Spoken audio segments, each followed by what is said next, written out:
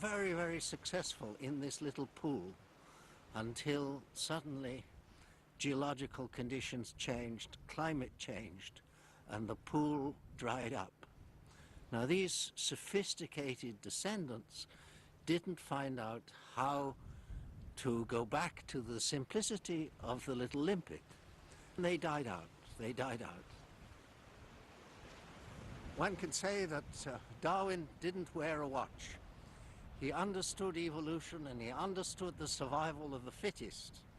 This concept has a huge impact in the way we live today.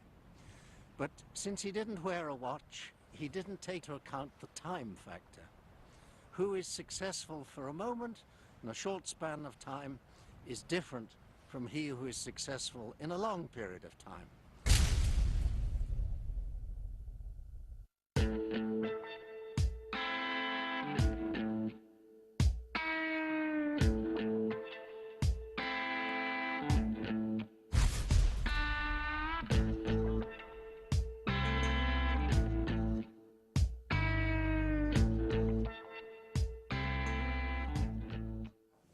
Land conversion is accelerating and spreading to more and more marginal land. Often this leads to dust bowls, which is collapse of the soil. Desertification, which is formation of desert, is widespread in Asia and Africa. For example, Nigeria is losing 351,000 hectares per year. Iran lost 124 villages buried under sand in 2002. Afghanistan has recently lost 100 villages. China is losing land to desert at the rate of 3,600 square kilometers per year. That's square kilometers per year.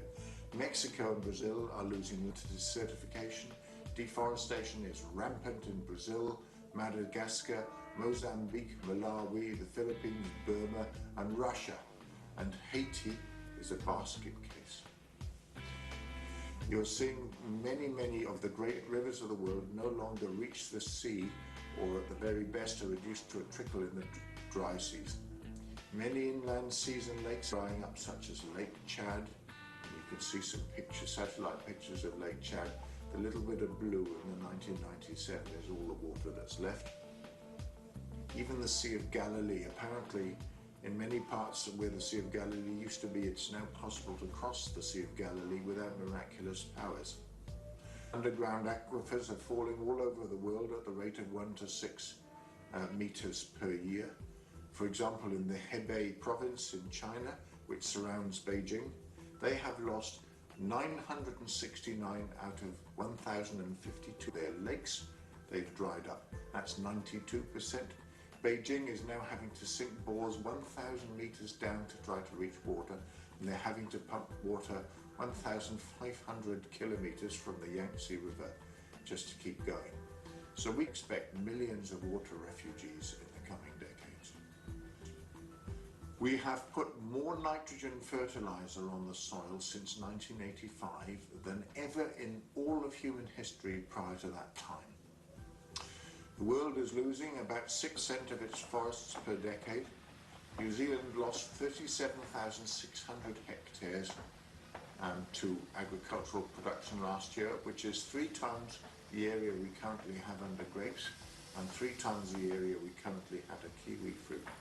So much as we might fancy ourselves, we are in fact no better than anybody else.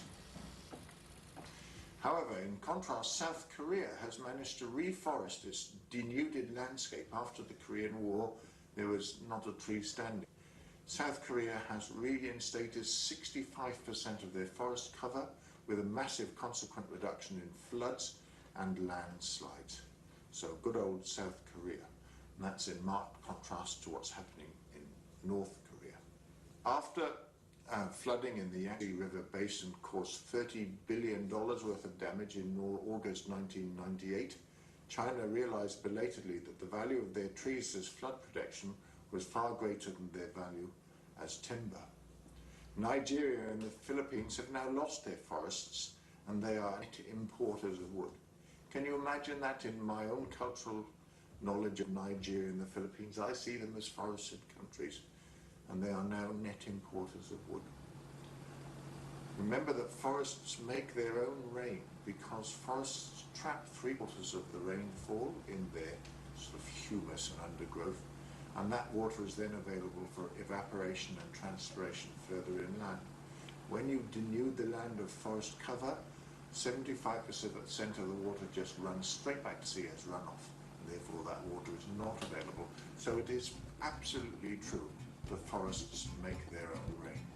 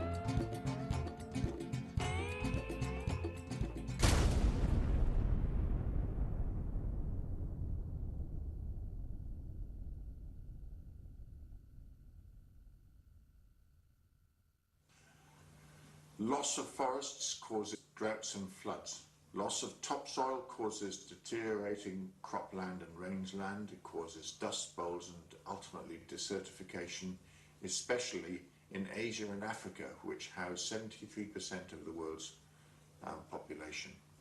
Desertification in China has caused the abandonment or partial abandonment of 24,000 villages, displacing tens of millions of people.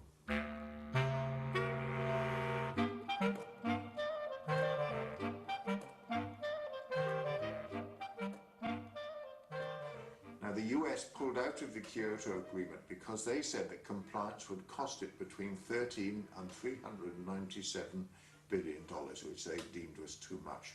However, if atmospheric pollution doubles on prehistoric levels, pre-industrial levels, the Americans can expect to lose $70 billion every year, and that's expected by 2050, of which health costs alone will be $16 billion a year. For the Americans, the net cost either of complying or not complying with Kyoto would be very, very high. The compliance cost represents 1% of the US's current GDP. Now, after the Boxing Day tsunami, when mangroves had been spared, they provided protection against the ravages of the tsunami. In the distant past, New Orleans wetlands provided a natural barrier to hurricanes. Unfortunately, they've all been bulldozed away by development, and so Hurricane Katrina last year cost $200 billion worth of damage so far, which is 7 times higher than any previous storm in history.